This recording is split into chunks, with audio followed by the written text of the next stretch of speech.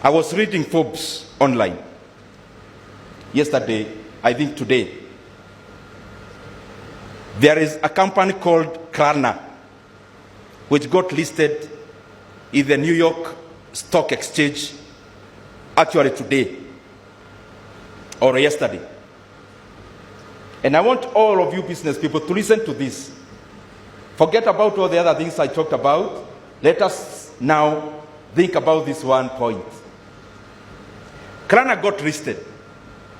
It is a company that is dealing with payment settlements. It is an IT-based, it's a fintech. Out of that listing, the market capitalization or the worth of that company, we are talking about today, yesterday, today, depending on the time zone.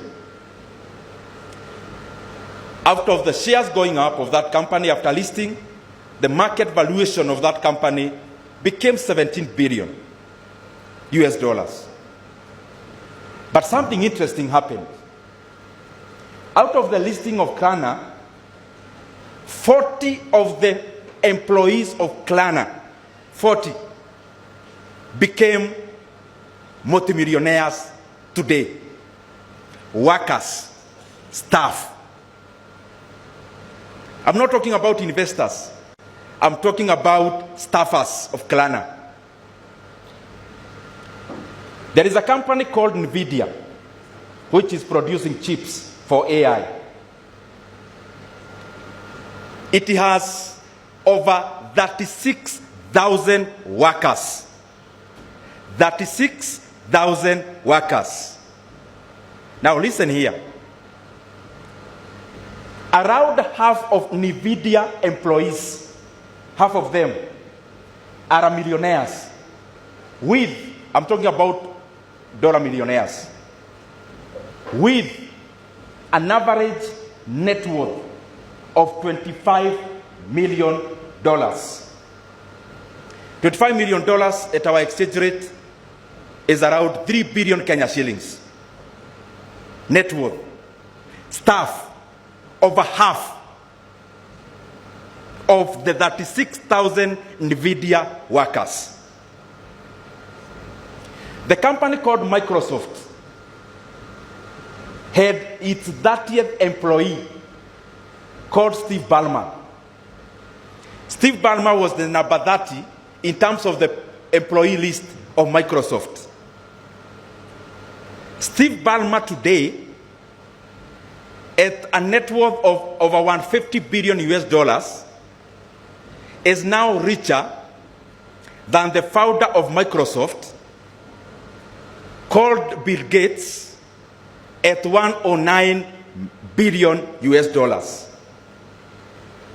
Underline that in my 3 statements or examples, I could give many, but on that 3, from Klarna that got listed just today, to Nvidia, which now has a market cap of over 4.2 trillion US dollars, is actually, it has the highest market cap in the entire world. To Microsoft, which is also among the top 3 in terms of market cap in the world, underline one thing, that staff are millionaires, staff are billionaires. That is something we have to learn in this hall, that there is something called intrapreneurship. Intrapreneurship. That yes, you have that company producing paint, but you have to understand that some of the people working for you could actually be smarter than you. And if you don't recognize that, what we do in Kenya is we leave and start our own manufacturing, paint manufacturing company. If you are doing any kind of business, including hospitality, the expertise we have in this hall is you learn, branch out, go start your own, and exactly, you even pick the colors of your former employer. I'm talking to the employers in this hall. The biggest asset is the people. And if you have that company at 100%, you can always have stocks reserved for staff. And it doesn't mean whether you are listed or not, because I believe that the whole of the company would be worth more than the sum total of the parts out of the people who branch from you to start their own. And instead of letting that person, if you are doing manufacturing of, let's say, flour mill, unga, or you are doing manufacturing of fertilizer, or anything else, that person will leave, you are competing on the same market, and of course, probably, he was smarter than you as the founder. Why can't we cultivate an idea, or a tradition, or a culture, where we do not just pay our best employees in terms of money, but we actually open up our companies to be owned by our staff also, so that as we grow, they grow. As they come to work, they are not coming to work for you. They are not coming to work for you in the morning. They are actually coming to work for themselves. And there are examples to give there and to show. Out of that kind of culture is the reason why we are giving NVIDIA today as the topmost in terms of valuation in the world. Otherwise, it will not have been an example. And I don't think it is pure coincidence that a company that is valued most in the world in terms of market capitalization, that half of their staff are millionaires, worth more than $25 million. It is not a coincidence. It shows that that works. Open up our companies. Let us open up our companies. Let us identify our best employees. Let us also continue and start off giving them stakes, because you'd rather have your stake decimated to 45%, worth more like Microsoft, instead of starting a small minute thing where you hold by yourself, you only pay your employees, they get ideas from you, they go start their own. Then we have so many small micro businesses in Kenya, and an economy like Kenya. As much as we need those small micro companies, we also need big companies to compete globally. The reason why in Kenya, in Africa, in developing countries, we always want to be close to power. That a young man in Africa would rather join politics. Of course, we all know it's because of proximity to also resources. Because our economies run on patronage. That for you to get this, you have to know this. For you to proceed to this level, you have to know this kind of a person. It's not a very good thing. But that is not the point I want to drive home. The point I'm driving home is that the reason why we look for shortcuts in developing countries could probably be at what do we actually call wealth.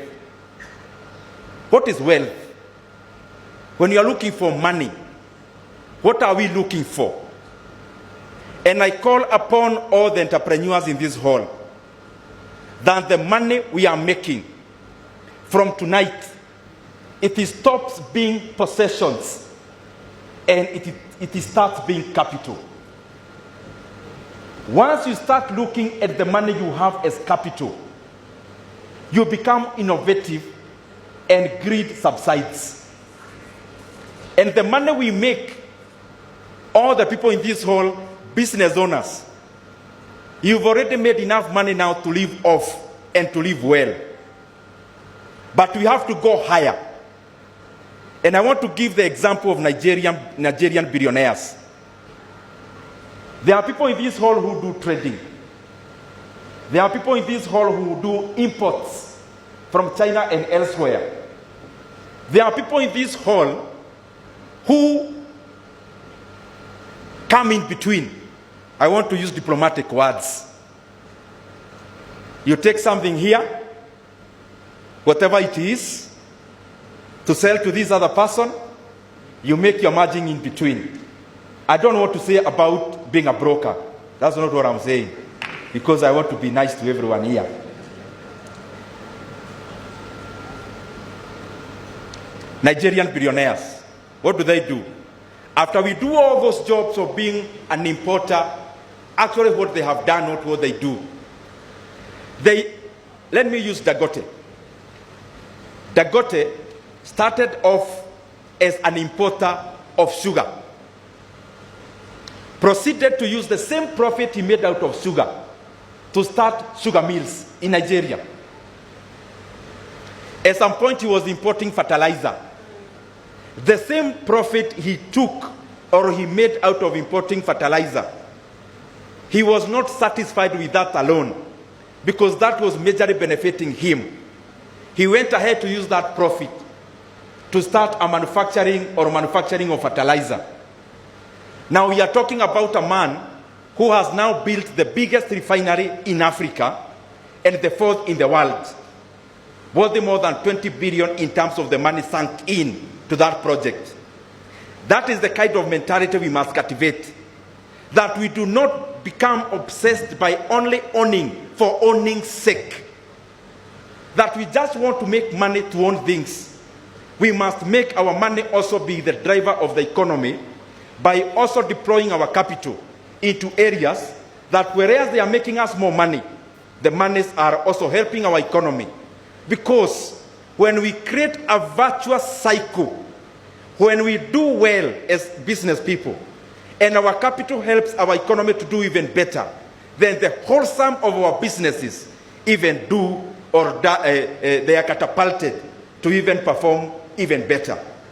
And that is what I beseech all of us here, that even as we do business, we look for profit, we change our mentality about what profit is. Instead of being a possession, let us use it as new capital to be deployed into new areas. Thank you very much. May God bless you.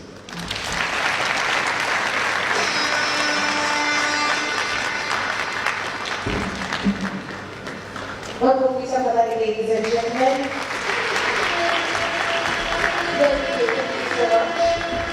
Let's give him another warm round of applause.